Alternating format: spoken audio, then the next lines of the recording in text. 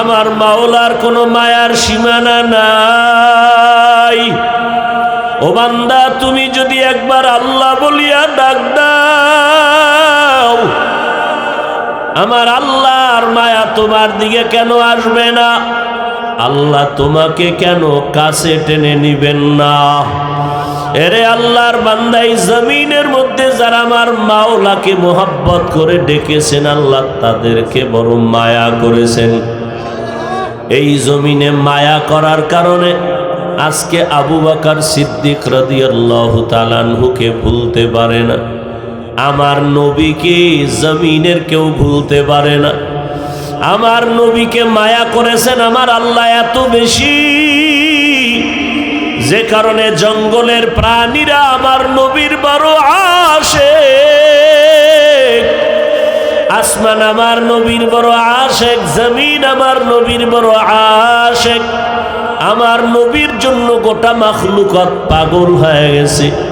মায়ার নবীকে এত মায়া করলো, জঙ্গলের প্রাণীরা পর্যন্ত নবীরে সালাম জানায়। নবীর একজন আশিক পাগল খেজুর বাগানে পানি দেয়, হঠাৎ কানের মধ্যে আওয়াজ আসছে, নবী দুনিয়ায় নাই। আওয়াজটা কানে আসার মাত্র পানি দেওয়ার পাত্রটা ফালায়া দিয়া আসমানের দিকে তাকায় বলে, মালিক, এই দুইটা চক্ষু আমি রিজার্ভ করে রাখছিলাম রহমতের নবীরে দেখব। কারণ মায়ার নবী এত সুন্দর, ক্ষুধার্ত বান্দা একবার নবীর চেহারা মোবারক দেখলে ক্ষুধা নিবারণ হয়ে যাইত। কেমন মায়ার নবী আমার! আম্মা জান আয়েশা রাদিয়াল্লাহু তাআলা আনহা বলেন, নবী রাতের বেলা এসা পরে আমার ঘরে আসতেন, সূর্যের আলোর মতো হয়ে যাইত। এরে আল্লাহর বান্দারা, ওই নবীর আশিক সাহাবী আল্লাহকে বলেন, আল্লাহ, এই চক্ষু দুইটা রিজার্ভ করে রাখলাম আমার নবীকে দেখব আর কলিজা ঠান্ডা করব। আজ আমার নবী যদি নাই থাকে, এই চক্ষু দিয়ে আমি ভিন্ন কাউকে দেখতে চাই না। আল্লাহ, তুমি আমাকে অন্ধ বানাইয়া দাও, এই চোখ দিয়া নবী ছাড়া আর কাউকে দেখব না। কারণ যেই নবীর একবার দেখলে জাহান্নামের আগুন হারাম হয়ে যায়। এরে আল্লাহর বান্দারা, ওই নবীরে চিনলি না রে যুবক? যেই নবীর জন্য জঙ্গলের প্রাণীরা পাগল, ওই নবীর উম্মত হইয়া নবীকে চিনলে না রে বাবা। আমার মায়ার নবীর কোনো গুনাহ নাই, শরীরে মশা মাছি পড়া হারাম। এরপরেও আমার নবী কত কষ্ট করে উম্মতের মায়ায় দাওয়াতের জন্য গেছেন। তায়েফের ময়দানে গেলেন, কাফেরেরা কয়, মক্কার একটা পাগল আসছে, পাথর মেরে তাড়ায় দাও। ছোট ছোট বাচ্চারা পাথরগুলো হাতে নিয়ে বৃষ্টির মতো নবীর শরীরের মধ্যে আঘাত।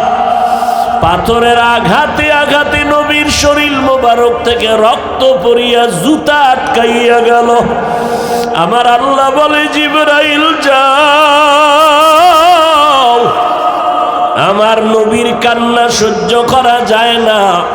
জিবরাইল এসে বলে, নবী অর্ডার করেন, তায়েফের জমিন উল্টায় দেই। মায়ার নবী কাঁদেন আর বলেন, ভাই জিবরাইল, ওদেরকে মারবা না, ওরা আমাকে চিনে না, ওরা জানে না আমি কত বড় ইয়তীম। দুনিয়াতে আসিয়া বাবা বলে ডাকতে পারি নাই, 6 বছরে মা হারাইয়া বড় অসহায় হয়েছে। আমার মা নাই, আমার বাবাও নাই। 8 বছর বয়সে আমি দাদারেও হারাইয়া বড় অসহায়। ওদের মারিও না রে ভাই জিবরাইল, ওরা যদি আমাকে চিনতো আমাকে পাথর মারতো না। একদিন যদি চিনে, এদের দ্বারা দিনের বড় উপকার হবে। আজ আমি এদের জন্য বরদোয়া করতে পারবো না। এরে মায়ার নবীর মায়া আজকে ওলামায়ে কেরাম পীর মাশায়েখরা পায়ে ধরে ধরে ধরে ধরে চোখের পানি ছেড়ে বুঝায়, এরপরেও কেন নবীর আদর্শে নামাজ পড়বা না, দাড়ি রাখবা না, পর্দা করবা না? আল্লাহর কাছে তওবা করো। পীর সাহেব হুজুর আসছেন বাবারে, আল্লাহর ওলিদের হাতে হাত লাগাইয়া তওবা করো। মরিয়া গেলে যাব, তোর পরও নামাজ ছাড়বো না, বেপরদায় চলবো না, দাড়ি কাটবো না, নবীর তরিকার বাইরে চলবো না। যদি তুমি না মানিয়া গাদ্দারি করিয়া কবরে যাও, ওরে ওই কবরটা যে কত ভয়ঙ্কর! আল্লাহ পাক রব্বুল আলামিন বলবে, ফেরেশতারা এই নাফরমানকে আর কোনো সুযোগ দেওয়া হবে না। ওই কবরের মাটিকে আল্লাহ বলবে, দুই পার্শ্বের মাটি জোরে জোরে চাপ দাও, পাজরের হাড় চুরমার হয়ে যাবে। একটা মশার কামড় সইতে পারি না, কবরে মাটির চাপ কেমনে সহ্য করব? আল্লাহর কাছে দুই ফোঁটা চোখের পানি ছেড়ে তওবা করি, নিজেও জাহান্নাম থেকে বাঁচি, আহাল পরিবার জাহান্নাম থেকে বাঁচানোর চেষ্টা করি। আল্লাহ আমাদের সবাইকে তৌফিক দান করেন, আমিন। মোমেন জুফেদা নকশে কাফে পায় নবী হো, मोमिन जुफेदा नक्शे कफे पाए नबी हो ज़ीर कदम आज भी आलम का खजीना, हो ज़ीर कदम आज भी आलम का खजीना। घर सुन्नत नबवी की करे पैरवी उम्मत, गर सुन्नत नबवी की करे पैरवी उम्मत, तूफान से निकल जाएगा फिर इसका सफीना,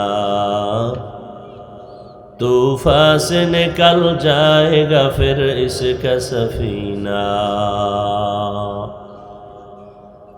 आशिक हो बिरादर शहंशाह दो आलम,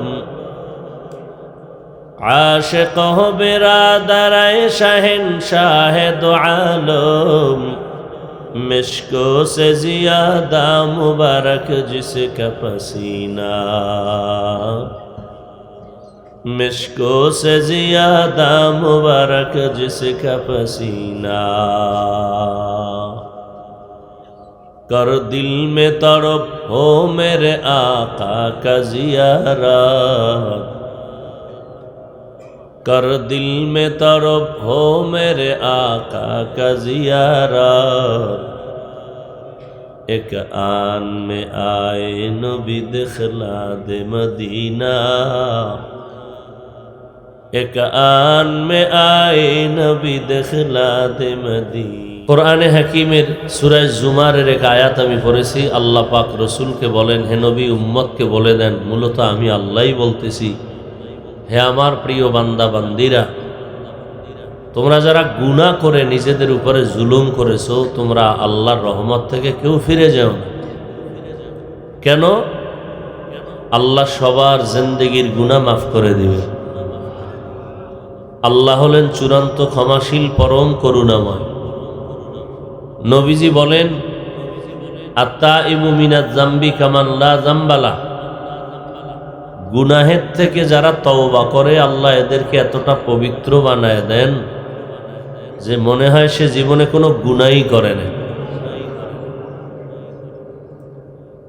দুনিয়াতে আল্লাহ আমাদেরকে পাঠিয়েছেন পবিত্র অবস্থায়। قال النبي صلى الله عليه وآله وسلم ما من مولود إلا يولد على الفطرة فأبواه يهودانه أو ينصرانه أو يمجسانه إلى آخر الحديث। পয়গম্বর বলেন, জমিনের মধ্যে যত মানুষ আল্লাহ পাঠাইছেন সব মানুষের অন্তর ঈমানওয়ালা, ঈমানের আলোতে আলোকিত। নবীজি বলেন, মা বাবা ওই সন্তানকে অগ্নি পূজারী, মূর্তি পূজারী বানায়, গায়রুল্লাহর গোলাম বানায়। জমিনের মধ্যে যখন আল্লাহ মানুষ পাঠাইছেন, সবার অন্তর ছিল পরিচ্ছন্ন, আয়নার মতো পরিষ্কার। গুনাহ করার দ্বারা বান্দার সুন্দর আয়নাটা কালো হয়ে গেছে। নবীজি হাদিসে বলেন, মানুষ যখন একটা গুনাহ করে অন্তরে কালো একটা দাগ পড়ে যায়। দুইটা গুনাহ করে, দুইটা কালো দাগ পড়ে যায়। এইভাবে গুনাহ করতে করতে করতে করতে অন্তর কালো হয়ে যায়। অবস্থা এমন হয়, দাবি করে মুসলমান, দাবি করে নবীর উম্মত, কিন্তু ইসলামের আমল সহ্য করতে পারে না।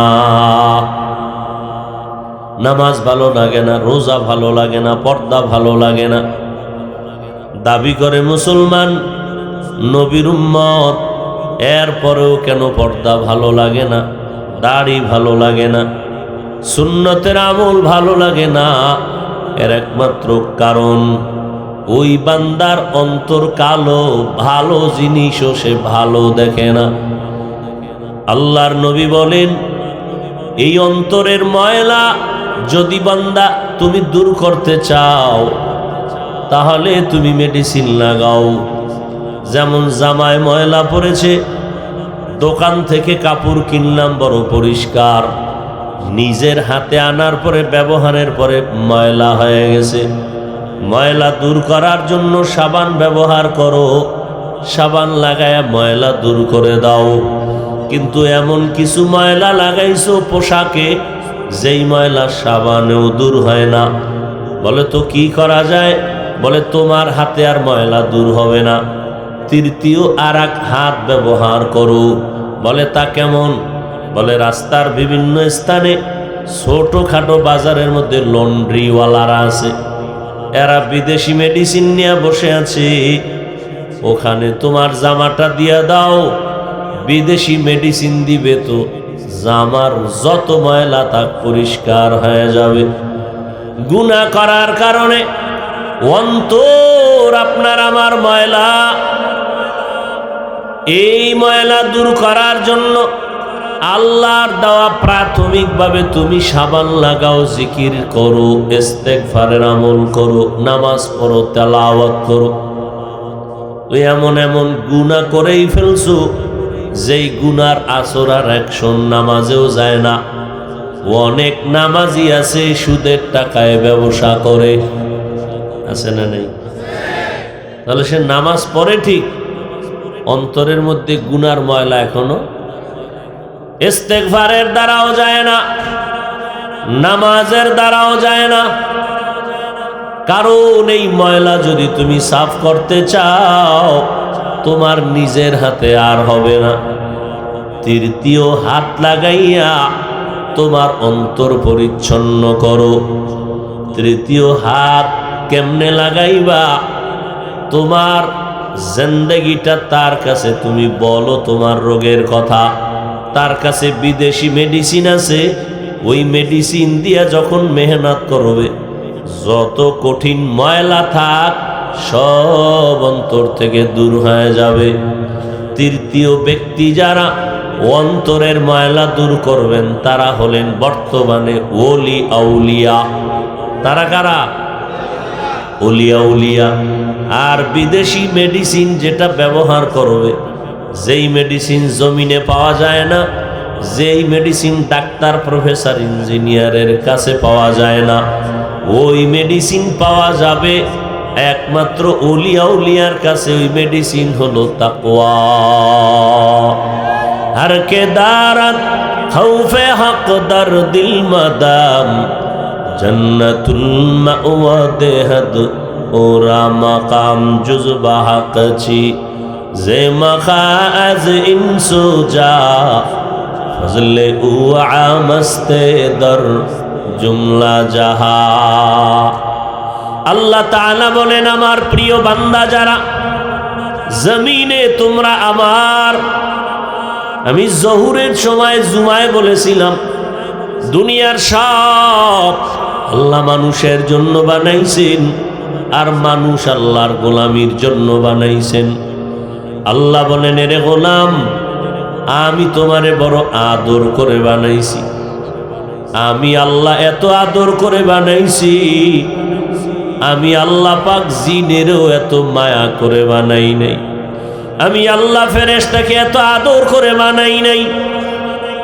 দেখছো এত বিশাল আসমান আর জমিন আমি আল্লাহ বানাইছি, বানাইতে সময় নিলাম মাত্র 6 দিন। কয় দিন? আর তোমার আমার মতো বান্দা যার কোনো অস্তিত্বই ছিল না।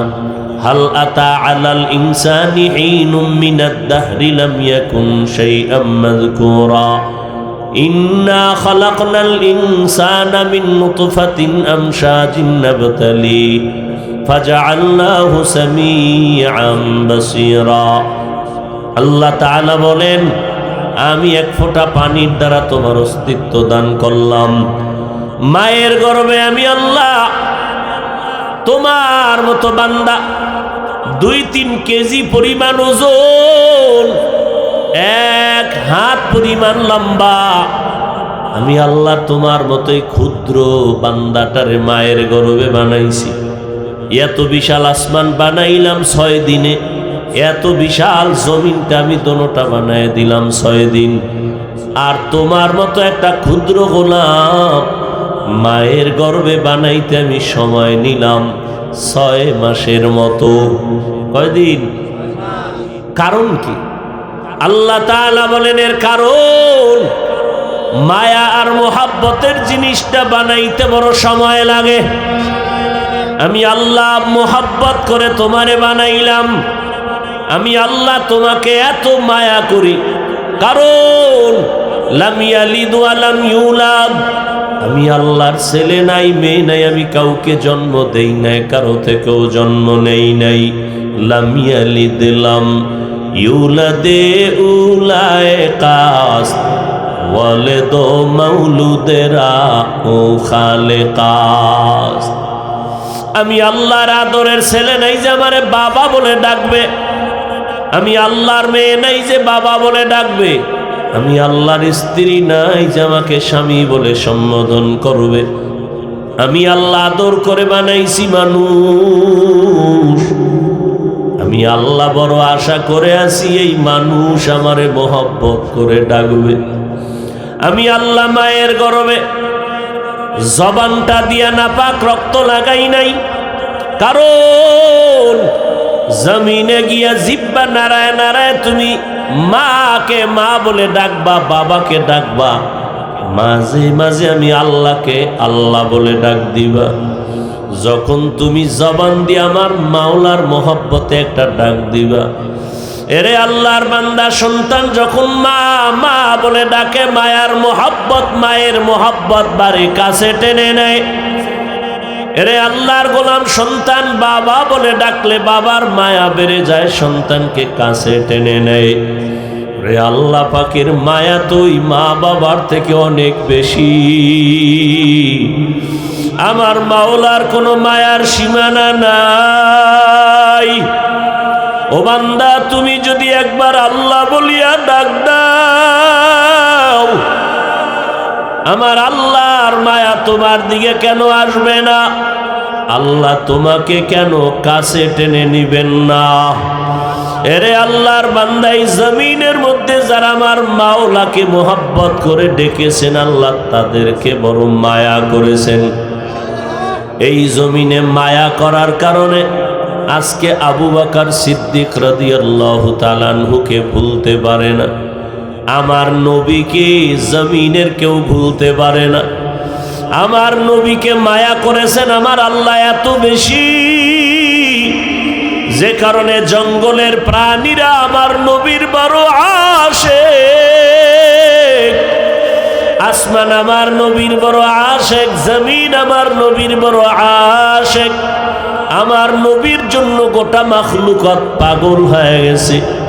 মায়ার নবীকে এত মায়া করলো, জঙ্গলের প্রাণীরা পর্যন্ত নবীরে সালাম জানায়।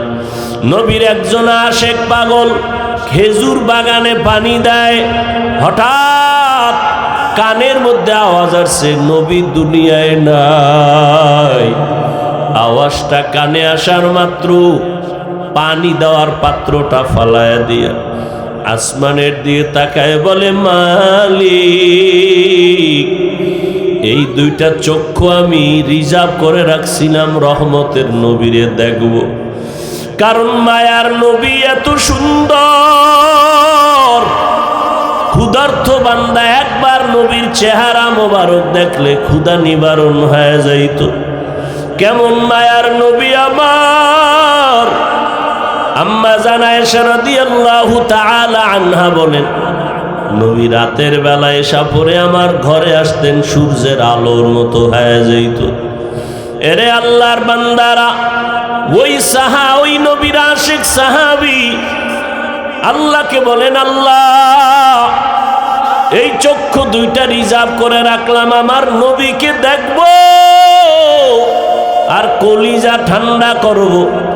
আজ আমার নবী যদি নাই থাকে, এই চক্ষু দিয়ে আমি ভিন্ন কাউকে দেখতে চাই না।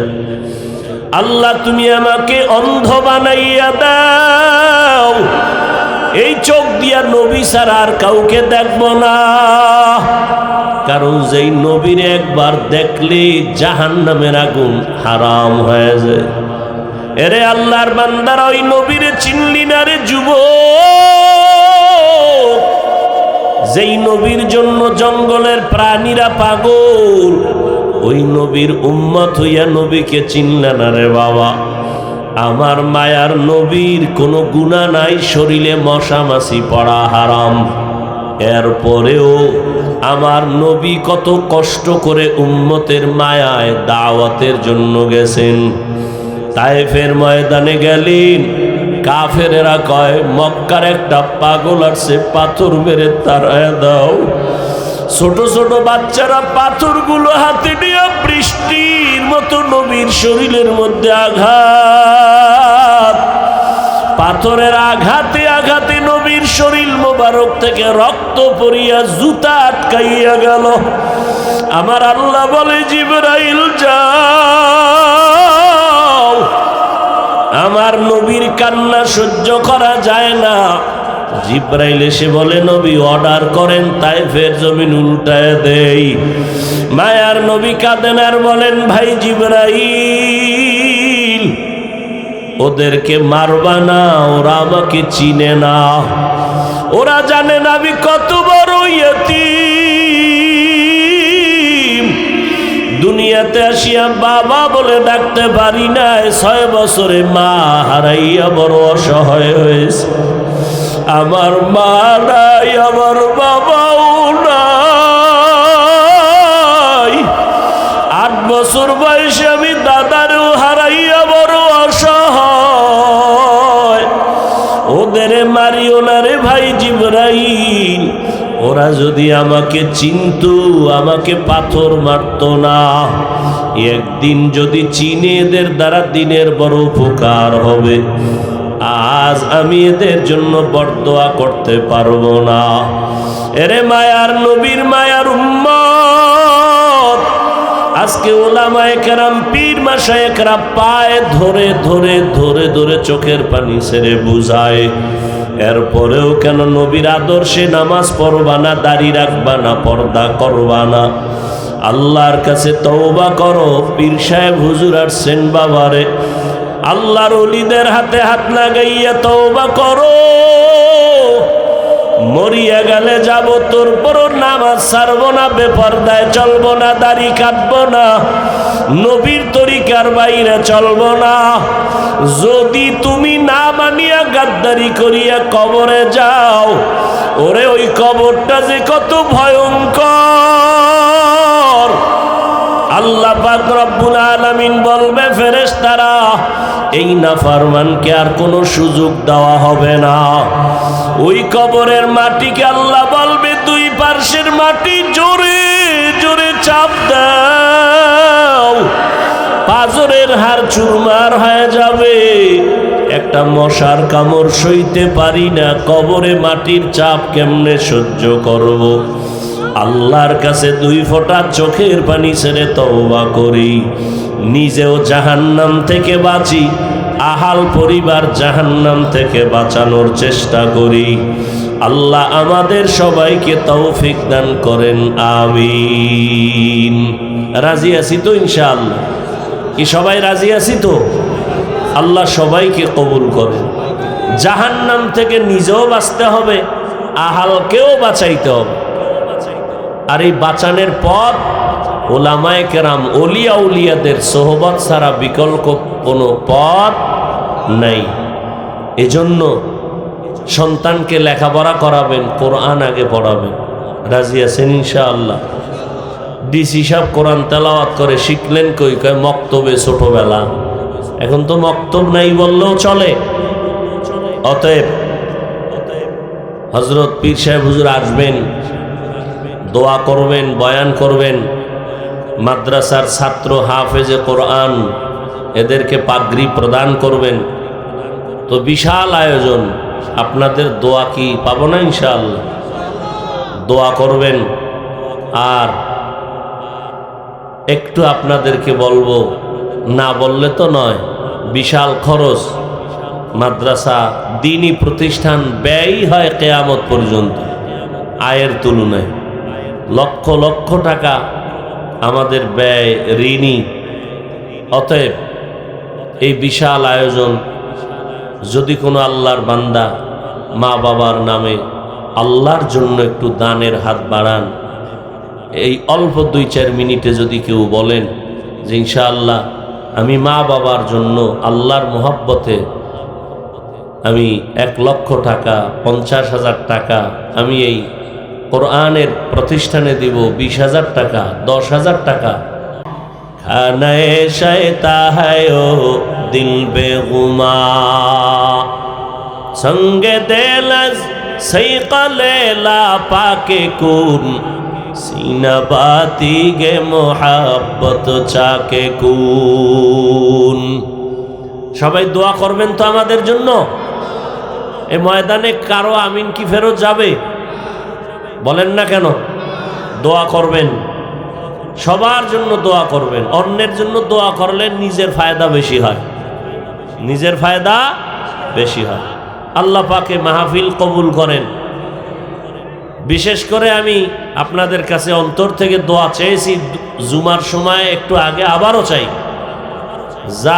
যাদের বয়ান আপনারা মাঠে বসে শুনেন, এরকম অনেক বড় আলোচক এখানে স্টেজে আছেন, যারা বিভিন্ন মঞ্চে স্টেজে প্রধান আলোচক হিসাবে আলোচনা করেন, একটা দোয়া চাই, আর কোনো দোয়া চাই না। আল্লাহ পাকে আলোচকদের চলাফেরা কথায় যেন ইখলাস দান করেন। আরো জোরে বলেন। এবং মুরব্বীদের, আল্লাহ ওয়ালাদের পরামর্শ নিয়ে যেন জিন্দেগি পরিচালনা করার তৌফিক দান করেন। তাহলে আমরা জিকির করব কার? কোনো ব্যক্তির না। আল্লাহর জিকির যত বেশি করব, কয় জামায় সাবান যত বেশি লাগাবেন পরিষ্কার কম হবে না বেশি? তাহলে আপনি আল্লাহর জিকির, নামাজ পড়াও জিকির, তেলাওয়াত করাও কি জিকির। আল্লাহর ইসমে আজমের নাম উচ্চারণ করা, এটাও জিকির। তবে এর মধ্যে মতনৈক্য যে যাই করুক না কেন, আসলে তার কলবে ময়লা থাকার কারণে সে জিকিরের বিভিন্ন বিরোধিতা করে ইশারায়। যে বিরোধিতা করুক, আপনারা আমাকে বলেন তো, যারা জিকির করে উজানি, চরমনাই, নানুপুর, সারসিনা, এই সারা বাংলাদেশে যারা পীর মাশায়েখরা জিকির করান, বিশেষ করে বলেন তো এই জিকিরের দ্বারা কেউ কি গুনার দিকে যায় না নেকের দিকে যায়? আরে ভাই সত্য কথা বলেন। বাস বিরোধিতাকে করলো না করলো দরকার নাই। একজনে গরুর গোশত খায় না, এই জন্য কি গরুর গোশত হারাম? আমি খাইয়া হজম করতে পারি, আমি খাইতে থাকি, কি ঠিক না? অনেকে ভিটামিন দুধ খাইতে গেলে পেট ফুইলা যায়, আর একজনের দুধ দিয়া ভাত খাইতে অনেক মজা পায়, তার তরকারি লাগে না।